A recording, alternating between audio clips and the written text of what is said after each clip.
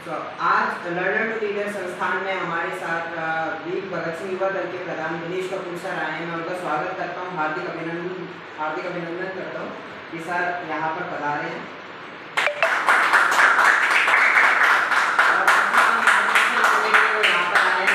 हम चाहेंगे कि वो आज बच्चों को ज्ञान की बातें बताएं और जो आज का हमारा कार्यक्रम है कि ठान लो तो जीत है, तो बच्चों को कुछ ऐसी प्रेरणा की बातें बताएं जिनसे बच्चे आगे अपनी जिंदगी में जीत कर जा सके।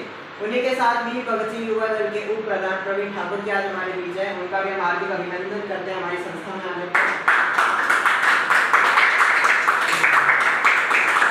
प्रवीण ठाकुर जी भी जन जागरण कर रहे हैं, बच्चों को आगे ज्ञान की बातें बता रहे हैं, उनको आगे बढ़ा रहे हैं। तो मैं अनुरोध करूंगा दिनेश कपूर जी से कि वो आए, अपने वचनों से बच्चों का मार्गदर्शन करें और मेरा भी मार्गदर्शन करें। साथियों, बहुत सुंदर कहा है। आज को निखार ले, कल को संवार ले, मेहनत से धरती पर स्वर्ग को उतार ले। आप कहेंगे धरती पर स्वर्ग कैसे आ सकता है? मेरे साथ मेरे भाई और प्रवीण ठाकुर जी जो वीर भगत सिंह दल के प्रधान हैं, जलवा डांस अकेडमी के डायरेक्टर हैं, पिछले 15 वर्षों से लगातार बच्चों में नए संस्कार दे रहे हैं। माता पिता की सेवा, गुरुजनों का आदर, हमारी प्राचीन हिंदू संस्कृति को अपने अंदर समायोजन करना। ज्योति सिंघल जी एक बहुत बड़ा पैकेज चुकाकर, बहुत बड़ा, इनको बड़ी अच्छी एक इनकी नौकरी लगी हुई थी, उसको छोड़कर डोमिका की रेवाड़ी में अपने गृह नगर में जाकर लर्नर टू लीडर यानी पढ़ाई में होशियार के साथ साथ, पढ़ाई में विद्वान के साथ साथ अच्छे इंसान भी मैं बनाऊंगा। ये दोनों मेरे युवा साथी आज एक ऐसा प्रयास कर रहे हैं जिससे धरती पर स्वर्ग बन जाता है। हम देखते हैं हमारे बीच बिल्कुल साधारण व्यक्तित्व दशरथ मांझी, जिसका नाम आज हम बड़े गर्व से ले रहे हैं इस मंच से। उन्होंने जब उनके घर में उनकी धर्मपत्नी को प्रेगनेंसी के दौरान लेबर पेन हुआ, उसको डॉक्टर के पास ले जाना था, उन्होंने बड़ी तेजी से जो भी उनके पास साधन थे उनके गांव में बैलगाड़ी या जो भी उनके पास साधन थे उसको लेकर वो गांव में डॉक्टर की ओर, शहर की ओर जाने लगे। लेकिन एक बहुत बड़ा पहाड़ था, 55 मील का रास्ता पड़ता था शहर में उस पहाड़ के कारण। और वो जब घर से निकले तो नगर तक जब तक पहुँचे डॉक्टर तक, तब तक तो उनकी पत्नी और उनका बच्चा दर्द के मारे मृत्यु हो गई उनकी। अब मानो दशरथ वाणी पर मानो वज्रपात हुआ। उन्होंने कहा इतनी यानी पहाड़ की रुकावट के कारण मेरी पत्नी को मैं, जो मेरी सबसे प्रिय थी, वो मुझे छोड़कर चली गई, तो मुझे इसके लिए कुछ करना पड़ेगा। उन्होंने अगले ही दिन एक आंवला उठाया, एक छेनी उठाई, एक हथौड़ी उठाई, तो लगे इतने विशाल पर्वत को काटने के लिए। हजारों लोगों ने उनका मजाक उड़ाया, तो इतना विशाल पर्वत है, उसे कैसे काट सकते हो, इतना बड़ा पहाड़, इसके लिए आप अकेले व्यक्ति कैसे कर सकते हो? लेकिन उसके अंदर कुछ कर गुजरने की तमन्ना थी, जज्बा था, कुछ विशेष कर दिखाने का। बहुत कम लोग होते हैं जिनके अंदर एक ऐसा जज्बा होता है। 22 वर्ष लग गए उन्हें उस पहाड़ में से रास्ता बनाने में।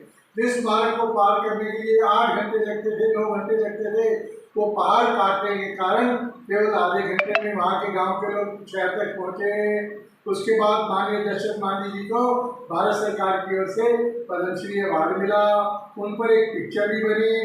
हम देखते हैं हमारे सामने क्या एक साधारण व्यक्ति अपने जज्बे के बल पर क्या कर सकता है। 2008 में सचिन तेंदुलकर ऑस्ट्रेलिया में वनडे क्रिकेट खेल रहे हैं। जे फॉक नाम से ऑस्ट्रेलियन तेज बॉलर है, उसने सचिन तेंदुलकर को क्लीन बॉल कर दिया। बहुत खुश हुआ। सचिन तेंदुलकर क्रिकेट के भगवान माने जाते थे, उनका विकेट लेना अपने आप में एक बहुत बड़ी बात थी। जिस समय मैच खत्म हुआ तो जे हो वो बॉल लेकर आया सचिन के पास, बोला सचिन जी मुझे आप इस पर अपने ऑटोग्राफ दो, मैंने आपको इससे बोल किया है। सचिन ने उसकी ओर ध्यान से देखा, सचिन ने उस पर अपने ऑटोग्राफ दिए और एक और पेपर लिया और उस पर लिख के दिया, डियर जे फॉल, आपको मैं चैलेंज देता हूँ, उसके बाद कभी भी जीवन में आप मेरा विकेट लेकर दिखा दोगे तो मैं आपको मान जाऊंगा। उसके बाद 30 बार एनकाउंटर में दोनों आमने सामने, वो पेसर था सामने से, बैट्समैन थे, लेकिन सचिन ने उसके हर बॉल पर चौके और छक्के उड़ाए। ये होता है जज्बा कुछ कर दिखाने का। यदि ठान लो तो आप कुछ भी कर सकते हो। अभी हमने 26 जून को अपनी भारतीय के विश्व कप क्रिकेट के 40 साल पूरे किए हैं। 1983 में हमारी टीम जिस समय विश्व कप के लिए इंग्लैंड गई तो उसको क्या माना जा रहा था कि ये तो विश्व कप के अंदर वनडे क्रिकेट खेलने के लायक की टीम नहीं है, इनको क्यों बुला दिया गया। उसके बाद क्या हुआ, उसके अंदर जब भारतीय टीम सेमीफाइनल तक पहुंच गई, तब जिम्बाब्वे के साथ मुकाबला और हमारे हिंदुस्तान का 5 विकेट मात्र 17 रन पर गिर गए हैं। कैप्टन कपिल देव, चमत्कारी कैप्टन, वो आए 6 नंबर पर खेले, जबकि वो पेसर के रूप में थे क्रिकेट टीम में अपनी। उन्होंने मात्र 138 रन बॉलों पर 175 रन बनाए। क्रिकेट के गेम का नक्शा ही बदल दिया। वो मैच जीतकर इंडिया फाइनल में पहुंचा। फाइनल में उनका मुकाबला वेस्ट इंडीज से था।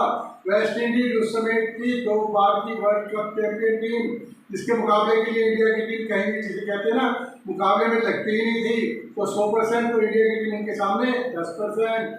विवियन रिचर्ड्स कप्तान थे उनके, और मुकाबले में कहाँ बदलाव आया एक बहुत बड़ा। जिस समय विवियन रिचर्ड्स ने एक बड़ा शॉट लगाया, हमारी टीम के कप्तान कपिल देव ने 40 कदम दाईं ओर दौड़ते हुए उस असंभव से दिखने वाले कैच को पकड़ लिया, और उस एकमात्र कैच से पूरे गेम का पासा ही पलट गया, और हमारे खिलाड़ियों में एक नया आत्मविश्वास आया। उसके बाद हमारे खिलाड़ियों की शक्ति मानो सोगना बढ़ गई। क्या परिणाम हुआ, हम सभी ने देखा, हमारी साधारण से दिखने वाली टीम वर्ल्ड कप को जीत कर लाई। साथियों, जो भी बात हम मन से ठान लेते हैं तो वो हमारे लिए बिल्कुल संभव हो जाती है। तो ऐसे एक नहीं, हमारे पास अनेकों उदाहरण हैं। माननीय रतन टाटा जी, माननीय अब्दुल कलाम आजाद जी, बिल्कुल साधारण परिवार में जन्म लिया उन्होंने, लेकिन आज वो अपनी मेहनत के कारण पूरे विश्व में पूजनीय बन गए हैं, हम सभी के लिए उदाहरण बन गए हैं।